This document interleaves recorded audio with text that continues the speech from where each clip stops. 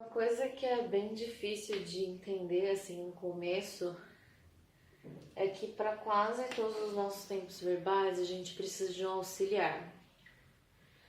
O do simple present é o do, por exemplo. O do passado é o did, né? A gente tem também nos present perfects da vida o have. Então, para formar frases interrogativas e negativas, a gente geralmente usa um auxiliar. Porém, há exceções. No simple present e nos outros também você vai ver, o to be, ele é especial. Por quê? Porque ele age como o próprio verbo auxiliar da frase. Por exemplo, I am a teacher. Fichinha.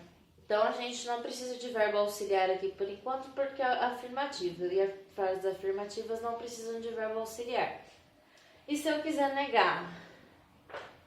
I am not. Eu não usei o don't, o do not. Eu usei o próprio verbo to be mais o not para negar. I am not a teacher. E no interrogativo, mesma coisa. Se eu quiser perguntar para você se você é um professor, are you a teacher?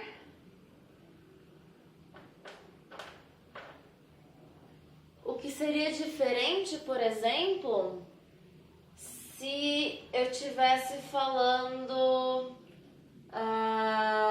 do you work... caralho, esqueci o nome de empresa. Barbarex. Do you work at Barbarex? Porque, olha, o verbo, a chave é você achar o verbo principal. O verbo principal aqui é ser. Eu sou professora. Então, o verbo principal da frase é o to be. Se o verbo principal da frase for o to be, a gente vai usar ele como auxiliar. Ó. You work at Barbarex. Qual que é o verbo principal chave da frase? É trabalhar, né? Então aqui não tem to be, o verbo principal é work. E ele não consegue ser o próprio auxiliar dele mesmo. A gente vai precisar usar o do. Então aqui para negar, I do not ou don't work at Barbarex. E para perguntar, do you work at Barbarex?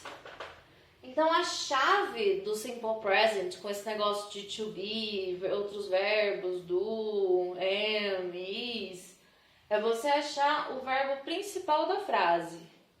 Se o verbo principal da frase for o verbo ser ou estar, for o verbo to be, é com ele que você vai auxiliar as negativas e as interrogativas. Se o verbo principal da frase for qualquer outro verbo, você vai precisar usar o auxiliar do para montar as negativas e as interrogativas. Esse é o que mais pega iniciante no inglês. Porque eles não conseguem entender o conceito de por que o to be não usa don't, porque não é I don't not a teacher, sabe? Sai cada coisa. Mas é isso, assim. O verbo to be, ele age como o seu próprio auxiliar. Ele não precisa do do. Ele rejeita o do. Ele faz o próprio serviço. quando a gente tem ele como verbo principal da frase, né, a gente não precisa do do.